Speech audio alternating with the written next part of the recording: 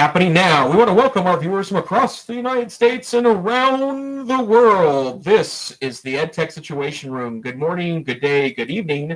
My name is Jason Neiffer, and I am the Assistant Director and Curriculum Director of the Montana Digital Academy, the state virtual school located on the University of Montana campus in lovely and somewhat chilly Missoula, Montana. And this is episode 117 of the EdTech Situation Room on December 5th, 2018. And joining me, as always, Dr. Wes Fryer. Good evening, Wes. How are you doing this evening?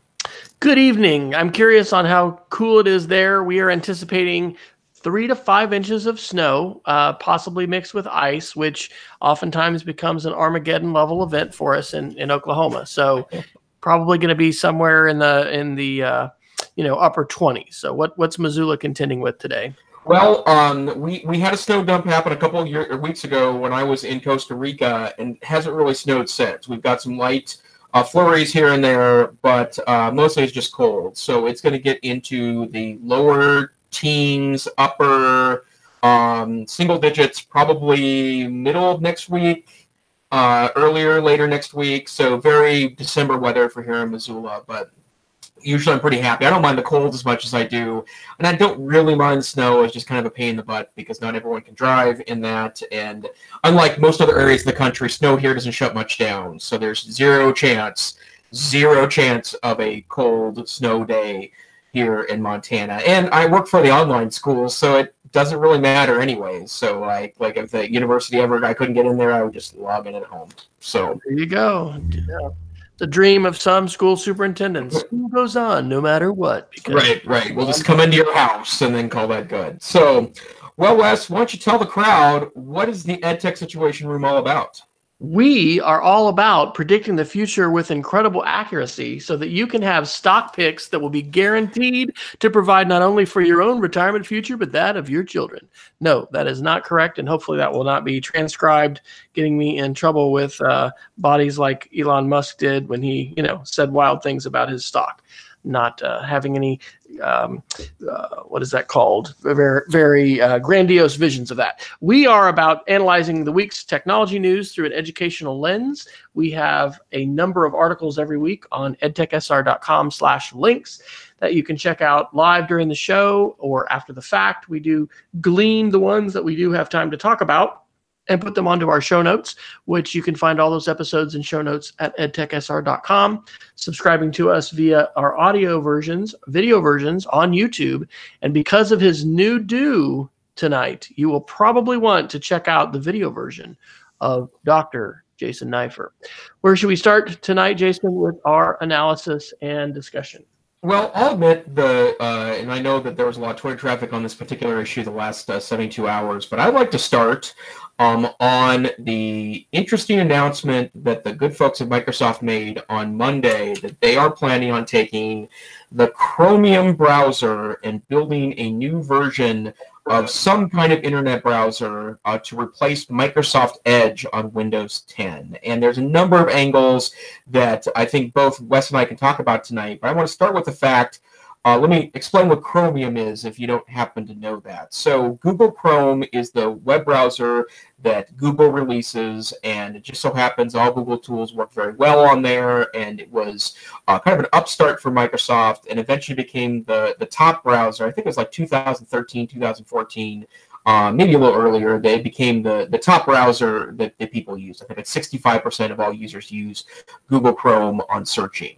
And Chromium is the web browser that's also released and somewhat developed by Google that is an open source version that Chrome is built from. And so they look a lot alike and they act a lot alike, but a Google Chromium is a 100% open source project, which you can go see all of the code as much as you want to, tweak it, adapt it, turn it into something else. In fact, a lot of other browser projects, Opera is a good example of this. Opera's been around for 20 years. It's been a very robust fourth or fifth party browser that's never been at the top of the game, but a lot of users like Opera. Opera is now built on top of Chromium. And when Microsoft announces it's going to abandon Edge, which is the browser that is the dominant browser in Windows 10, and move towards some kind of Chromium-based browser, that's a really huge deal.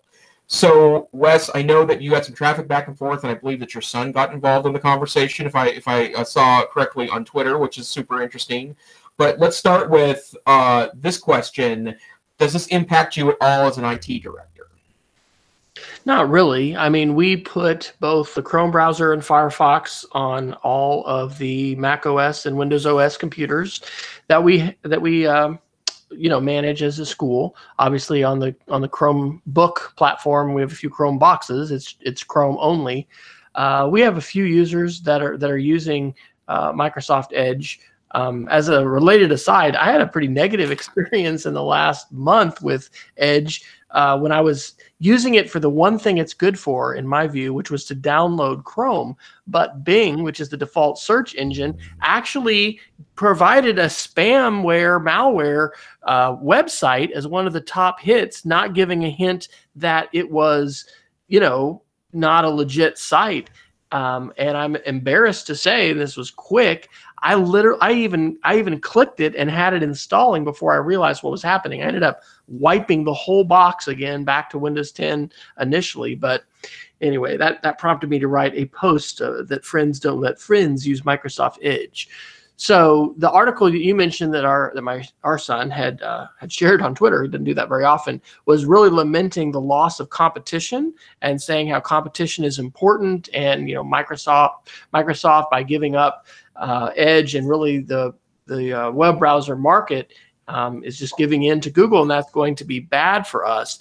My reply on that was, don't give up on Firefox. I mean, Mozilla as an open source platform not only is robust and extensible in the way that it can use extensions the same way that Chrome can, but one of the articles last week talked about this phrase surveillance capitalism, and the title of the article is that targeted advertising is breaking the web and like destroying the world, which is a bit of hyperbole. But some of the articles we have to talk about later tonight about Facebook, I mean, the fact that the web is so built today on the harvesting of personal information and the need that we have for privacy champion alternatives to these browsers, I think that Firefox has a very bright future. I think, looking through my crystal ball, that we're going to have more and more people becoming aware of this and becoming more advocates for privacy, and so that Firefox is going to, probably, slip further ahead as Edge goes away. So I am not going to miss it. It's not going to affect our technology department. It is interesting to see, how fortunes change, because it wasn't that many years ago that we were seeing lawsuits and all kinds of angst over Internet Explorer's dominance and how they were basically going to take over the world. And now we have a new company we're complaining about, and it's called Google. So is your web experience going to be affected at all by the disappearance of Edge? No, only from the standpoint that Edge for me is kind of a third choice browser when it comes to when I'm working on a Windows platform, and I have to admit, in the last 6 months I've really moved almost all of my daily computing to the Chrome OS platform. So obviously I have just the one browser choice there. The reason why Edge was interesting to me was really twofold. First, I did find it to be fast on the Windows platform, and if you are on a low-end PC, so I'm talking about the $150, like the HP Stream 11 or Stream 13. If you're using Edge as a browser on that platform, Edge was faster than Chrome or Firefox. And so, I think that's partly because the tight-knit integration between Windows 10 and Edge made that a better choice, especially on low-end hardware. But for me, I have to say, from my vantage point as a guy that runs a state virtual school, I think it's good news for a reason that's probably bad news for people looking for competition, in that since I support students, thousands of students at a time on hundreds of different platforms, whether it's a personal computer or a school computer, one of the easiest ways to troubleshoot, and we teach our students this, that if you can go to a second or third browser and try something, oftentimes you'll be able to get rid of incompatibility problems. But I would say that if Microsoft starts building towards the Chromium base, it's more likely to make Chrome a go-to browser that's going to work in a lot of edge cases. It's a weird way to use that. It's wasn't intended to be a clever comment, but the edge cases we sometimes utilize. one of the hardest parts about being in a program that delivers digital content is that the more I guess high-end the content. What I mean by high-end is more multimedia, more interaction, more fancy animations or interactives, then the more likely it is to break even a mainstream browser. And so for me, that kind of Chromium taking over sort of thing, like I get why that's a bad thing in the big picture, but from a very narrow standpoint, it's actually pretty good news for a program like mine. Yeah, I think that the maturation of the web and the way in which Google has shifted lots of and Apple has too, right? I mean, rejecting Flash, what Steve Jobs did as far as iOS, and really it's not dead, but it's pretty far along in its life. I don't know what I'm trying to say.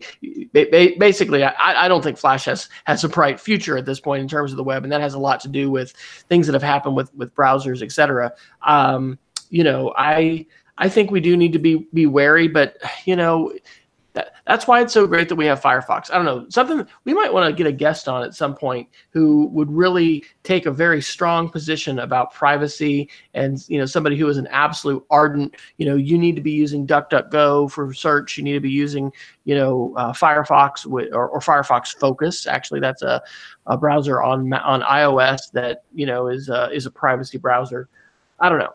I have not drank that Kool-Aid because I still enjoy so much, and I think I'm going to continue to enjoy the powerful algorithms that Google provides for us that help us filter and find content, right? And be able to filter the mass of the web. So anyway, I'm this is what I was going to say. Microsoft's a smart company, right? Didn't we talk last week about them eclipsing Apple as the most profitable company, right? This is a big change. We saw Apple, take that leadership, and so Microsoft under their new leadership is really identifying niches. They're really moving into the cloud for business and for enterprise, but they're, I think, making smart plays, and they're deciding, where it doesn't make sense to be making investments.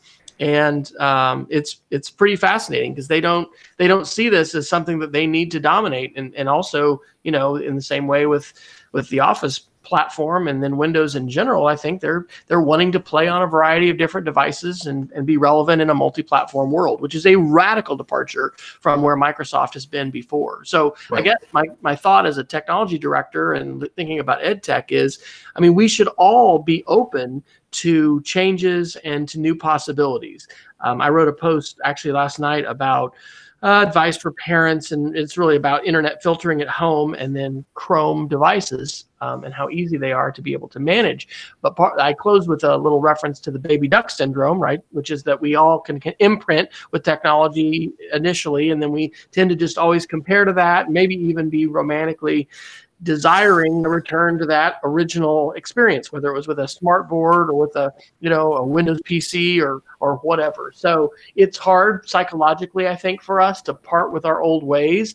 But Mike, I am really glad that Microsoft today is a vibrant company attempting to innovate, and not just attempting, they're succeeding, right, in terms of being able to find ways to become the most profitable company in the world. So I'm not going to second guess them in terms of saying this was really stupid. I think they're continuing to identify where they're going to be able to make the most impact. And this is a very big hat tip, I think, to Google and the work that they've done. One of the articles I think we've got in here talks about how hard it is to develop web browsers, and especially to make them, very stable and fast. And right. Anyway, I think it's going to be a non-event in terms of our computing life at school. But, again, eyes to Firefox, and maybe in a future show in 2019, we can have the privacy show or something. And I would love to hear some people, and a couple of people are coming to mind who are just really ardent about how important privacy is and how we just should not be, giving up so much data and information, and we should be much more protective. Right. Our browsing habits, even, where we're going and that data that is collected from us as we, drop off our breadcrumbs throughout the web as we're surfing during the day. Right, absolutely. And then one last thought here, just broadly about browsers, and I alluded to this earlier, that something that I think is very true is that tech-savvy users aren't 100% on one browser. They oftentimes have at least two browsers, if not three or four, available to them, and switching around is kind of part of the gig, right? Because very few, well, actually none of the browsers available are universally amazing, right? Like oftentimes, the more fancy the things you're doing on the web, going to a different browser can be a better experience. And so I have Firefox. I have an iMac at work, on my desk at work, and now becoming an old iMac. But Firefox and Safari and Chrome are all three browsers on that particular piece. And Firefox has really made a lot of advances in the last 2 years, ignoring the privacy piece, which is huge, right? They've made a lot of interesting movements towards more privacy stuff in the last year. But we reported on the here on the podcast a year ago when they introduced their new engine that is now rolled out as part of the mainstream Firefox browser. It's really fast, so it's not a real compromised browser. So, if you keep multiples on your machine and switch back and forth for fun. All right. Well, let's talk a little bit about Apple, if that's okay. We have come to the point in the year at school where we're going to have to decide and are deciding, what way are we going to go? Apple's come out with some new portables, new MacBook Air, and then, this new iPad that can masterfully handle 3 gig Photoshop files and just do crazy things, and looks like more of a desktop replacement. So the two articles, or actually an article and a video that I dropped in, our first one's from 9 to 5 Mac from December 2nd. It's called The State of the Mac in 2018. And this is a article by Bradley Chambers going through the different options that you've got, not just on the Mac Air side, but, MacBook, MacBook Air, MacBook Pro, and then you've got, Mac Pro, iMac Pro, Mac Mini, the whole thing. So there's also a video that I put in here, which has a really good comparison between three. The MacBook, which is the USB-C only, really small one, which is my daily carry, actually. The new MacBook Air, and then the MacBook Pro. And the interesting, it's not a very clear set of laptop options in the same way that it was when Jobs came back. And here's your consumer device, here's your pro device. If you step up to the new MacBook Air, you're only about $100 away from a Pro, and just a lot more speed and a lot better screen. Where I am and where I think we're going to be as a school is basically staying with last year's MacBook Air. And a big part of that is how many different devices we support, and then how many other peripherals we have to have. Because if you go to the new MacBook Air, for instance, it's a USB-C device, so that's a new AC charger. You cannot put a USB thumb drive or plug in your smartboard or other kinds of USB-A peripherals right into it. You're going to have an adapter in order to do that. And with the size of our department and things that, we've just still got a lot of 2012 MacBook Pros that, we're in the process of refreshing some this year. And then the majority of the remaining ones are going to be refreshed next year. But anyway, that's kind of where we're falling with that. Plus, in terms of cost, I think we're like $850 or right around $900 educationally for that older MacBook Air. But I think you're up at almost $1,200, $1,150 with the educational discount if you step up to the new one. So I think it's a bit of a confusing landscape with so many choices. And that video is interesting because in terms of weights and thicknesses and size of the trackpad and all this kind of stuff, I would kind of expect or hope that Apple is going to shake this out a little bit and make it a little clearer. But for me, I mean, this MacBook, which has doesn't have an Intel processor. I should know the name. It might be, is it an M processor? I don't know what it is. I think it's the same one that was in the same vintage iPad that Pro at the time that it came out. I mean, this is an amazing daily carry, right? It is so thin. It is so light. I don't do video processing on it, but for me, it has been phenomenal. The biggest disadvantage is certainly the adapters. I mean, I literally just have this one charger, and it's happened to me a couple times where I've been charging it at school and I've forgot it. I have no other charger at home, and so I can't charge it. I should do that. I could get some other USB adapters, as we've I think talked about, though those aren't all created equal, and you got to be kind of careful, when you go out shopping for USB-C. So that's sort of where we're at with looking at the state of the Mac. It is important to note that the Mac Minis are pretty powerful now. One of the things that I didn't realize until the last few months is you can take an old iMac that's not too old, like relatively recent, and you can plug that in via Thunderbolt, and it can just become a display for your machine. And so I've even thought, hey, if we wanted to, we've got a few 27-inch, really nice iMacs, but they're 5 years old. Throw a nice Mac Mini with tons of RAM in there, and I don't know. I'm not sure what we're going to end up doing with that. But great to see Apple updating all these lines. At one time, we were hearing pundits lament sort of, how certainly on the trash can iMac, I mean, that one's been left behind. But in terms of everything else, there's been a good commitment to updates and revisions. But I think right now there are so many different choices. If you're a consumer, that's going to be different, than if you're looking at buying for the IT department, and being on the cutting edge may make more sense. But I think it may be still a year away until we make that jump into USB-C land. And we just, also enjoy the relatively less expensive, save $250, $300 sticking with last year's MacBook Air. So I know, Jason, that when you were tweeting about the October Apple event, I think I read some comments where you were thinking that might even change your calculus for devices that you might purchase. Were you thinking more along the MacBook Air or iPad Pro side of things for that? Or, where are you if you look at Apple's lineup? I'm probably not headed back to the Apple piece, at least not right now. Although, and I forgot to post this actually. I may get this up here in a moment. There was a viral video that went around yesterday on the. And I don't know what the show is called now. It's the morning show TV show with Kelly Ripa and the other guy that hosts American Idol. Can't remember his name now. There was a viral video that went around yesterday because the other host guy showed Kelly Ripa something about that most people don't know, that you can hold down the space bar on the Apple keyboard, and after a few seconds it turns into like a little trackpad, so you can easily go and find a space, like if you want to correct something in a text piece.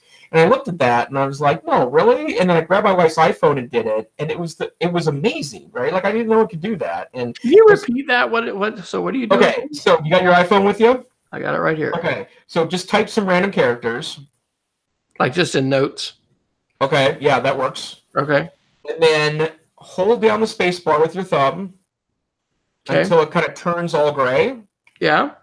And then that turns into like a little trackpad. Oh, wow, nice. That's wild, yeah. Right? And it's like, that's such a Mac thing, right? Or such an Apple thing, right? Because like almost nothing's documented, right? All these amazing features are they all these new updates of OS 10 or iOS come with things that you don't discover, but that might actually be enough to get me back to an iPhone, actually. Wow.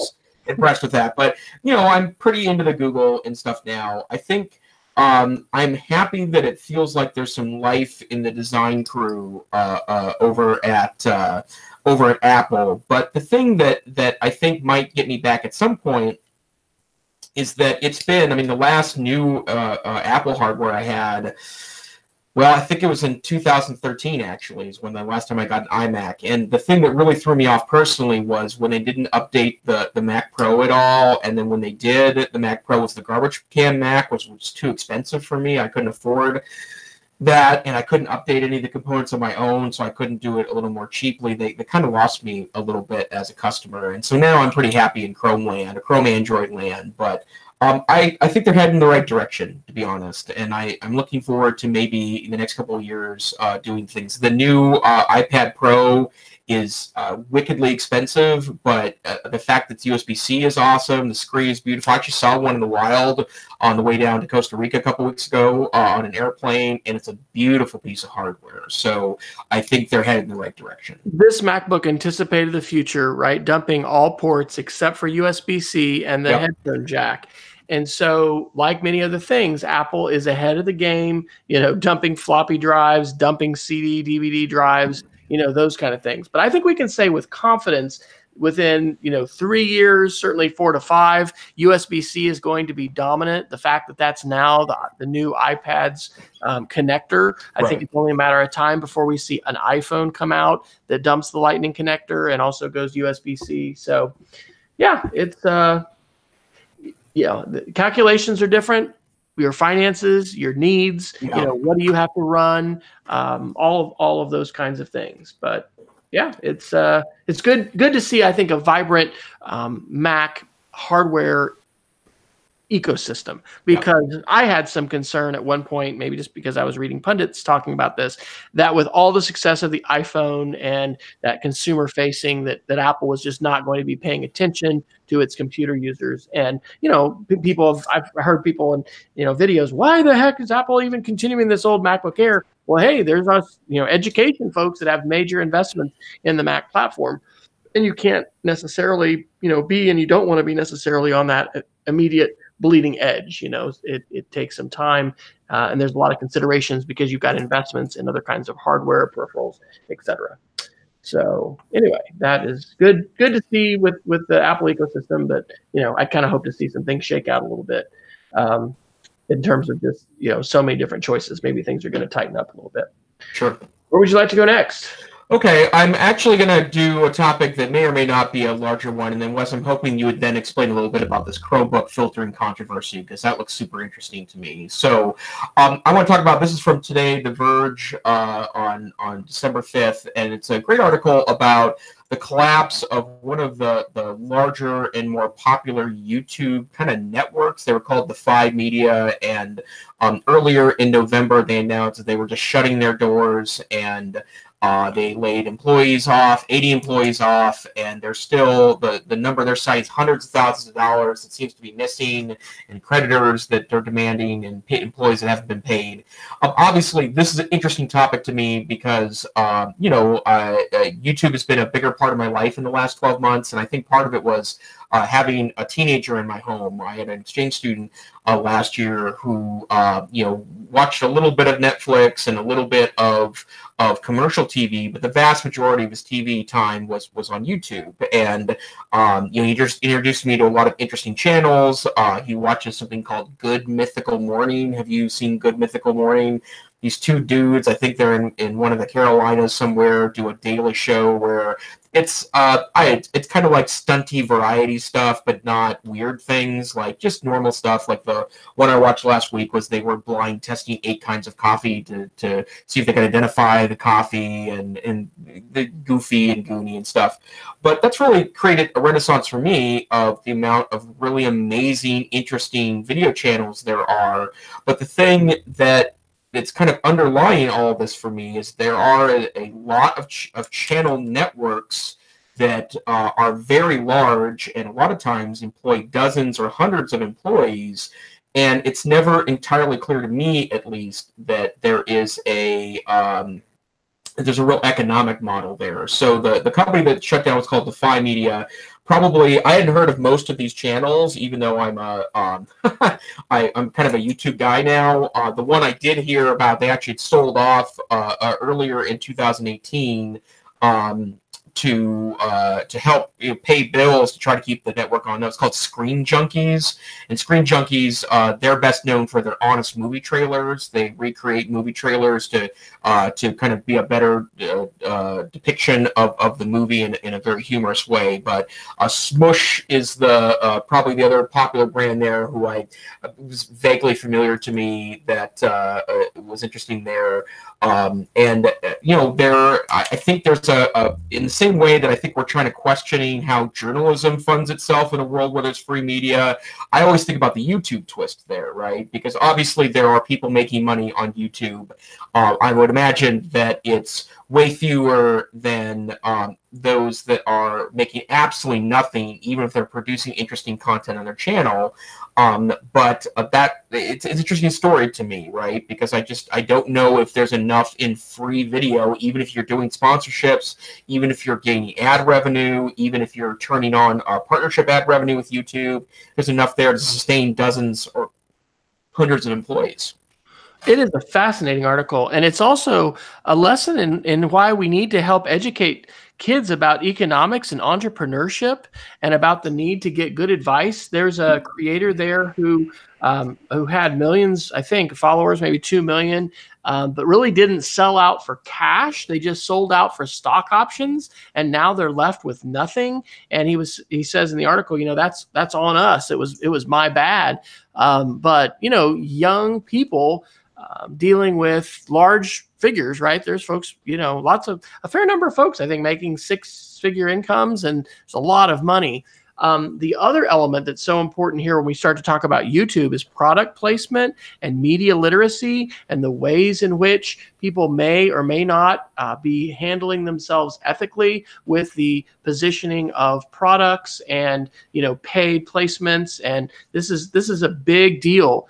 And, we need to have media literacy in every school's curriculum. And part of it also, we had a conversation with our girls tonight at the dinner table, probably not hard to do with young people today. I mean, my wife had no idea who these, YouTubers were that they were talking about. They had both seen these videos, and there's a big gap of cultural literacy today between young people that are very tuned in to the YouTube culture and, older adults or others that aren't. So I think that's a fascinating article, and I'm glad you shared it.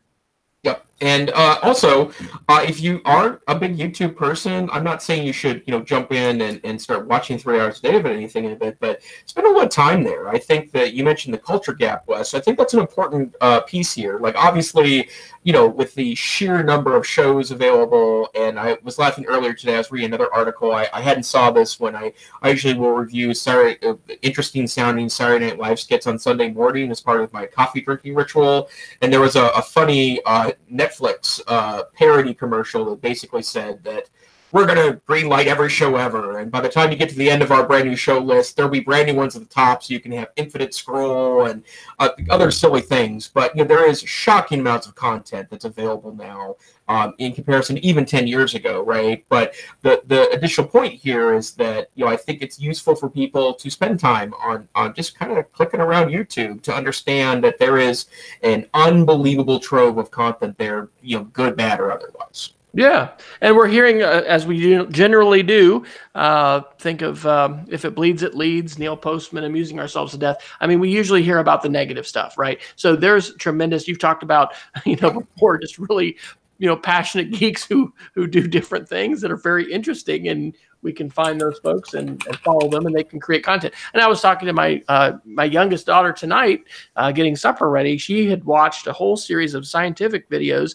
that had just blown her mind. And we were talking about, what does it mean to have 2 million followers? And somebody had tried to break that down, like if you said everyone's name and it lasted a second, how long that would be. I mean, never before in the course of human history, since human beings have been on this planet, have individuals been able to communicate with such enormous swaths of brains, right? I mean, you had to have a lot of money, know someone who had a lot of money, and even then, if you got on a broadcast network, now people can own satellites and have access to satellites. In the past, it was, radio towers and television towers. I mean, it is radically different.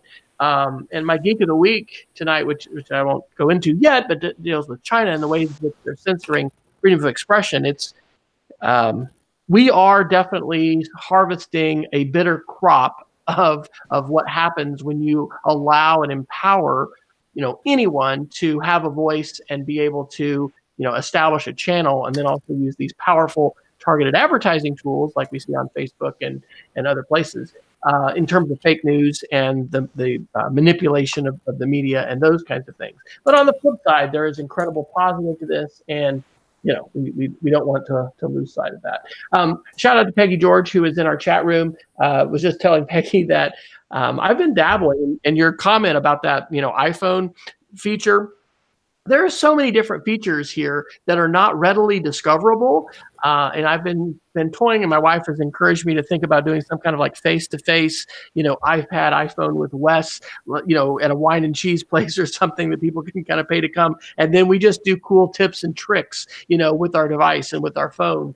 Anyway, I don't know. I may see if I can find a place to actually do that over the holiday. But anyway, a while back, I had thought of this entrepreneurial idea called a webcast cafe, right? Because there's so many different webcasts and things that are going on. Of course, Peggy George is the #1 educational, professional development in the know person in terms of online conferences and content. If you don't follow Peggy George, shout out, you've got to do that if you're an educator. But anyway, having a place where people could come and learn, and then also, have folks being filters for them, because there's this world of content, right? But how do you connect to the content that is of interest to you? And especially when it comes to, how can you use your device more effectively, or how do you learn about these new, techniques and tips and tricks?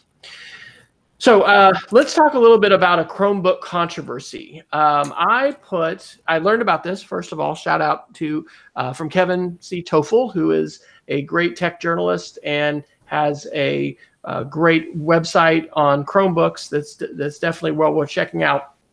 He had shared a tweet to an article that I shared, and my headline was, or byline on Twitter, "Nightmare for school officials in any one-to-one laptop or device take-home initiative."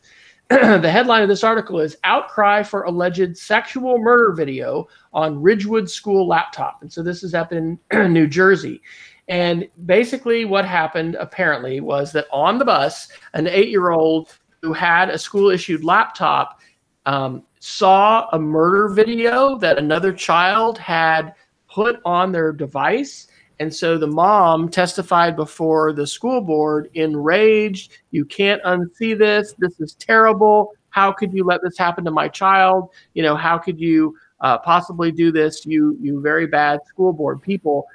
You should be basically whitelisting everything to make sure only good content can come into the eyes of internet connected."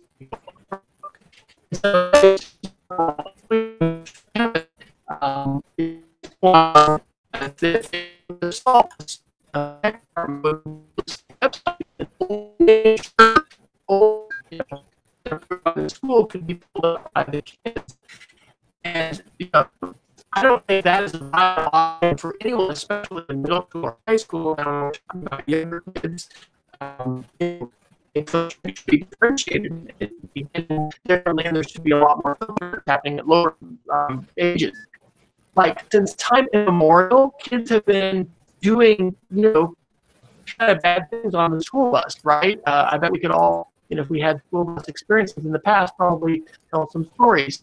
And phones come to mind. How many kids have a phone? Is that filtered or not? It's not clear from that article whether the other child, used a USB thumb drive perhaps to put something on their Chromebook, or whether they were on the school provided Wi-Fi that was on the bus. I don't know. But there were a couple other articles I put in here. Outcry for alleged sexual murder video on Ridgewood school laptop. I think that was the original one from Patch. Then I found one on the Fort Lee Daily Voice. Reading, writing, and arithmetic. Ridgewood mom says kids see porn violence on school laptops. And then, oops, I lost you, Jason. Then the other one is, hopefully I'm still online. I will keep talking in the hopes that we are still online. For some reason, Jason has gone dark. I actually went and looked up the school board and found their minutes and video for the December 3rd, or no, I guess it was December 4th newsletter. Yeah, it was a December 3rd hearing that they had, or not hearing, it was a December 3rd board meeting that they had. And so their IT manager, Sirhi Moroon, quote, presented information on how the district monitors non-authorized web usage among district students using Chromebooks. And the comment was, "It's a big challenge to monitor considering the sheer numbers of websites on the internet. Required by law, the district applies best practices using a combination of web filters and various third-party monitoring tools no one tool is 100%. Huh. Wow. I wonder if we just absolutely lost the call. Wes, are you there? The chat has disconnected. Hello? Oh, there's Jason. He's back. Hi, that was weird. It told me, well, so yeah, something weird's going on because I got my phone told me that it lost a connection. So I was keeping an eye on Google Wi-Fi. Yeah. And then you started getting all garbly, and then it disappeared. Yeah, you totally went dark for me. I kept talking because I didn't know if it was recording. So I'll go in and do some editing if I need to on this show. That's never a fun thing. But actually on the iPad it's not that bad. Okay, so basically the school board had a hearing on December 3rd. Their IT director, I think called IT manager, gave a presentation. I've got a link to his slides. The district is doing a phenomenal job having multi-layers of filtering in place and, recognizing no one tool is 100%. They don't let Chromebooks go home with their youngest kids in elementary. Basically, they get to middle school, high school. That's when they go home. So, my point about this is what a nightmare. This could probably happen in any school. I mean, this can even happen just with phones, right? You don't have to have a school issued device. It's any kind of screen because you can transfer, videos and photos, between devices and there's all kinds of ways to bypass filters, et cetera. So unfortunate to see this happen, of course, that it happened at all. There's lots of layers to this. So any thoughts that you have? Well, I mean, first, I'm just looking at these slides myself. These are really well done slides, and I think they really get to the core of the issue, which is impossible to totally protect. And the point you made earlier, Wes, that no one knows, and I would assume that they have logs that suggest that they're whatever this content is or whatever the origin of this content is didn't come over an internet connection? Well, that's the thing I read in one of those other articles. I think this happened 16 months ago, or 13 months ago, and they keep logs for 6 months. And one of the things they said was, hey, let us know sooner, we can take a look at it. So there would have been some logs, but because it's over a year old, I don't know that they're going to be able to do all of the forensics in the school district level. Maybe I don't think law enforcement would be involved in this to do, a deeper dive. But right. Well, and I also agree that I feel like schools are held to a high standard, but the problem that happens here in 2018 is that the majority of students, if not the vast majority of students, are carrying around devices that are on an unfiltered internet connection, and parents oftentimes have no really idea what to do about that information. There are good tools available where you can limit your students' internet access, and if I were a parent, especially of early teens or tweens or younger students, I think I would utilize a filtering solution or at least a logging solution so we can have conversations about stuff. But even those things, the best done tools are oftentimes not foolproof. And I think diligence on the part of obviously schools monitoring students as they use computers is part of it. You can't monitor students 24 hours a day in a one-to-one device environment, but making sure that that there is a regular supervision so that students have some sense that adults are around, right? And to be clear, you could sneak in a naughty photo 40 years ago from a magazine you found in a parking lot. So it's not like the technology piece of this totally shifts the conversation, right? I get how it's easier to find stuff, right? It's easier to distribute stuff. It's easier to copy stuff. But, it's still, it's same responses are required. Yeah, and the access to darkness that we have today is also unprecedented, right? Yeah. So, gosh, we've heard different stories of school districts, putting Wi-Fi on buses, and of course that is filtered. But yeah, I mean, we're going to have multiple layers, and we're going to have to recognize that things can happen and things can happen quickly. And one of our goals is hopefully to equip students to be able to make choices and let's say leave the nest, whether that's college or anywhere else, being able to handle an unfiltered web. and not fall into a variety of pits and traps, which are going to be out there for people to fall into. We had a conversation today at school talking about, college food and the ways in which these buffets of, what kind of food do you want, and not gaining 50 pounds. I mean, forget the freshman 15. I mean, that are we equipping kids to be able to handle this world of choice? And so that manifests itself in different ways. You go to Starbucks, and how many different drink possibilities are there? You walk into 7-Eleven, how many different kinds of candy and ices and drinks are there? The web is this incredible buffet of content. And so the ethics and the propriety with which we navigate is important. And unfortunately, this could happen to any school district, I think. So kudos to the school district in Ridgewood and the IT manager, Surhi Morhun. Excellent presentation. Phenomenal set of filters and security and protection pieces that are in place. And also, I would say, shout out a respect for balanced filtering, right? Those words are actually in the slides, recognizing that it's hard to walk this line between providing a safe and protected web experience, but also not having a draconianly filtered web experience. And that was really what I was responding to with Kevin Toffel. And I think I'll probably write a blog post about that.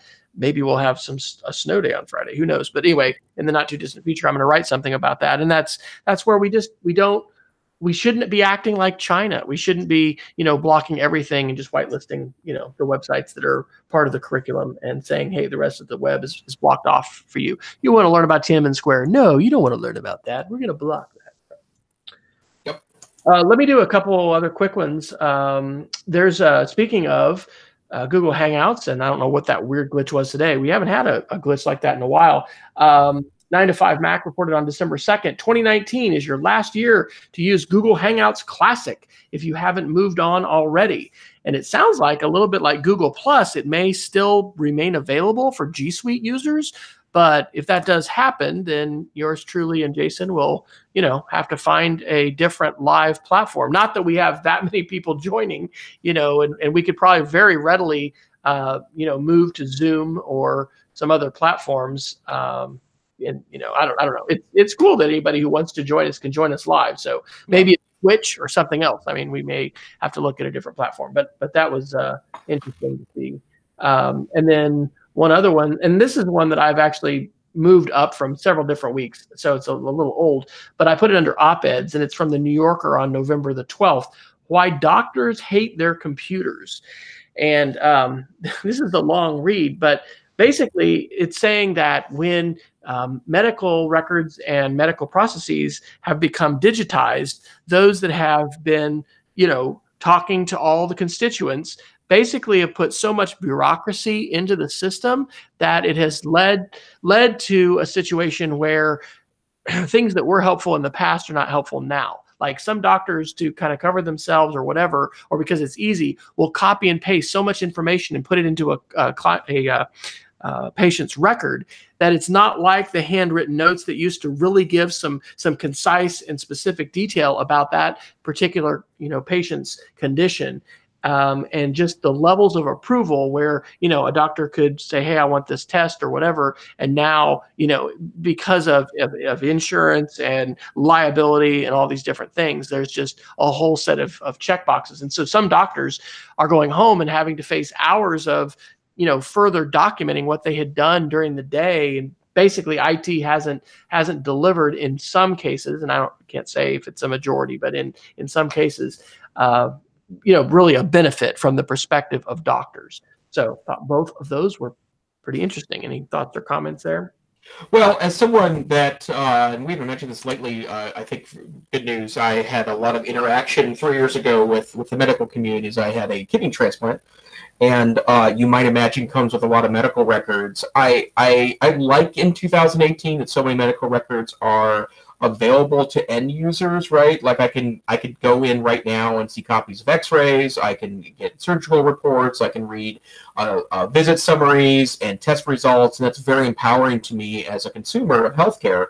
But I also have seen doctors, my smart, trusted, very capable doctors struggle with the systems that they have to use. And when I first saw that headline before I read the article in a little more detail, Wes, I just kept thinking about how, like, well, first of all, every doctor's office I've been in, they don't use new computers, right? That they use systems that are oftentimes quite dated. I imagine that's because things are locked down and they have a security protocol that doesn't kind of go up with the times. But I've never heard any single medical professional I've engaged with in the past 6 or 7 years as a heavy user of medical products and services like their computer system. And so that's sad to me, because like even even in districts where people don't like the technology, maybe it's dated, like they're still using it and they can still use it to make some magic. And yet I think that's a sad reality of the medical community.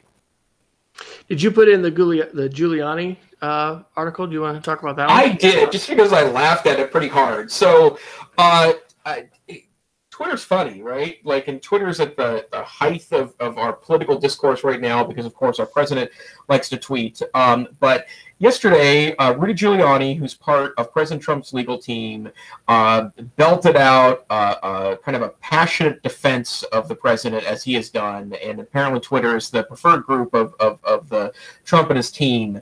And you probably know this if you use Twitter, but if you type a URL or something that even looks like a URL to legitimately a top-level domain and then an extension, that it creates an automatic link. And so yesterday, Mr.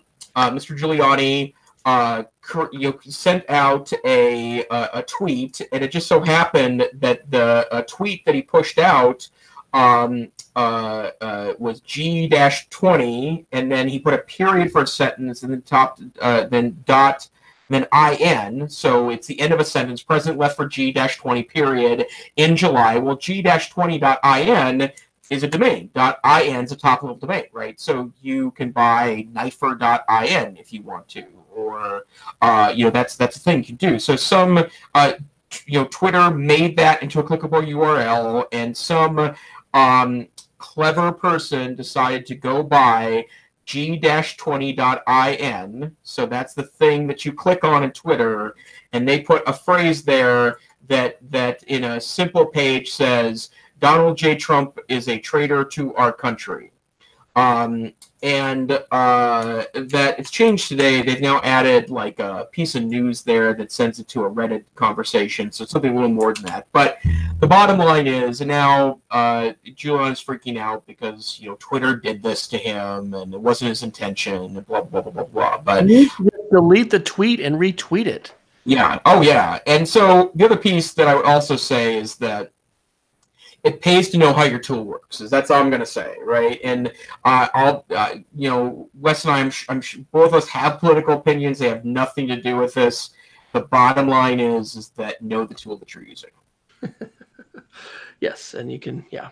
And who was his English teacher? Because in the same tweet, he skipped the spaces after punctuation. So shout out to English teachers everywhere. Thank you for helping us remember how to do appropriate punctuation when your students become lawyers and folks on the global stage. Maybe they will avoid embarrassing themselves because they'll remember to put spaces behind punctuation.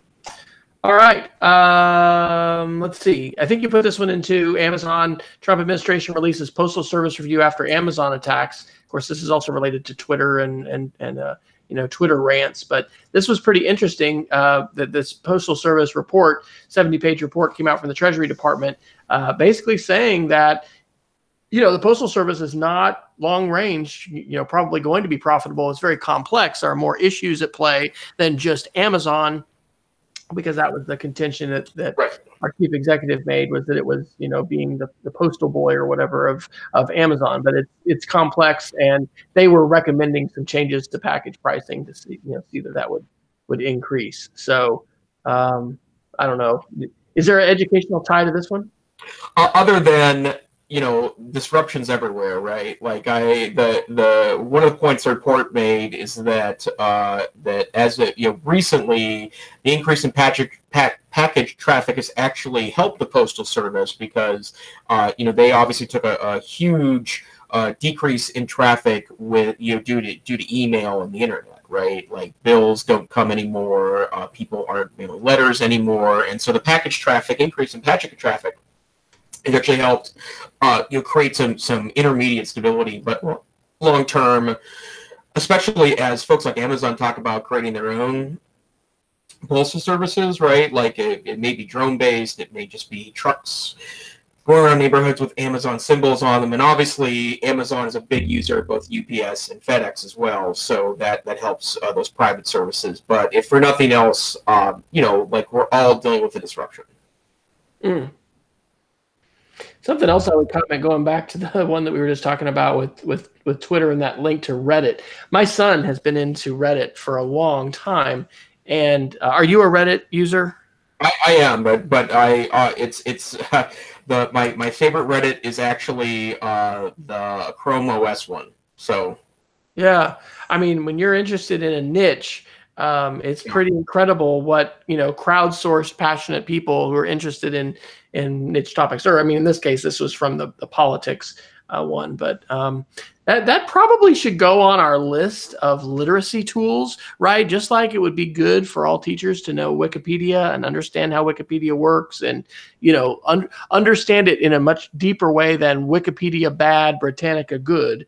Reddit is probably one of those things that we should all know a little bit more about, because of how many people are getting their news from that. And I think it's become, I don't know how mainstream that is, but it's not on my list of tools that I use, but maybe it should join that. I'll do one more fast one, and we can do some Geeks of the Week. This is old, but this is October 11th, 2018. Boston Dynamics Atlas can now chase you up the stairs. One of my favorite things to share when I was back in the classroom a few years ago, in 2013 to 2015, I called Curiosity Links, and these were just really amazing videos, articles, things that would get kids talking and focused on STEM. And so the Boston Dynamics videos of robots, if you haven't seen those, have been doing that for quite a while.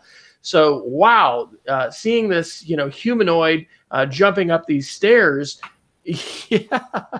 Oh my gosh. Think about DARPA, the Defense Advanced Research Projects Agency, being 10 to 20 years ahead of where we are as consumers with technology. The battlefield of the future, thinking about robots, it is pretty crazy. So that, of course, we can say a lot of different things about that, but we need students who are ethical and who are able to, be able to code and develop these kinds of tools and use them for good and not for evil. That would be one spin to put on that. And it's also just something to get folks thinking about robotics and the increasing role those are going to be playing in our lives. I'll mention as an aside, I saw the first drone over a street in Oklahoma City yesterday. I was just driving north from our school, and I was looking to try to find who it was, but it was like, I don't know how many different propellers. I mean, this was a laden drone with multiple cameras, and it was not. I mean, it was not an inexpensive device. Have not seen one of those over a city street before, and the visibility of drones in the air, and then we're not seeing robots like that running around outside. We're probably having folks with do you have a Roomba, Jason? Would that be at the top of your technology list for next week? We've always talked about getting one, but we just don't have enough carpet to justify it. So although I've seen them at work, they're pretty clever. Right. Okay. Well, let's Geek of the Week it. We're at the top of the hour. What do you have for us this week?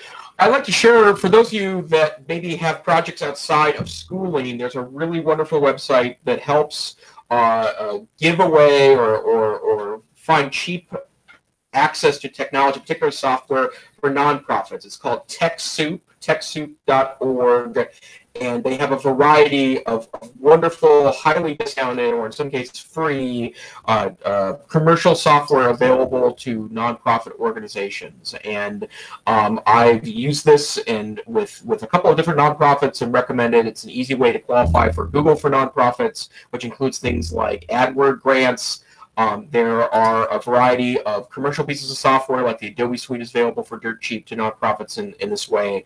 And for nonprofits that are just getting started, it's not premier, super fast, modern 2018 computers, but if you're looking for good enough computers for business work, they have people that are willing to give away computers as well. So that's TechSoup.org. Awesome. And my Geek of the Week is a two-part podcast. I think we've mentioned before how wonderful the New York Times podcast, The Daily, is. I have that on my rotation on my Google Assistant when I say, hey, G, good morning, and it gives me, time and weather, and then starts to go down the news. I think it's the fourth one that I have. I've got like Reuters News, BBC, which runs an hour, so I don't usually listen to that all the time, NPR Technology, and then number 4 for me is The Daily. And so they've got a two-part series. Part 2 just went up today, What the West Got Wrong About China. And it is absolutely fascinating. One of my undergraduate degrees was in political science, and so I really, have done a fair amount of reading and study about political systems and economic systems. And because I've had a chance to visit China, mainland China 4 times or 3 times, in Hong Kong once since 2007, each time I've emerged going, this is not the communism or the political system that I ever studied. What is this? And so in part 1, they really go down how, the United States thought that the internet was going to open up China, that China was not going to be able to tame the web. And there's some great stuff that China is so important for us to understand and for our students to understand. There's not a guarantee that they're going to dominate the politics or the economy of the future, but there's a very strong likelihood that they'll play a very important role, and they could be dominant. And probably on a, one of the most important things they talk about is freedom of expression and the ways in which China has effectively leveraged the tools of, content filtering and censorship to, make sure that people are not talking about, organizing in the name of democracy, that Tiananmen Square is not something that you can learn about in terms of the pro-democracy movement from 1989.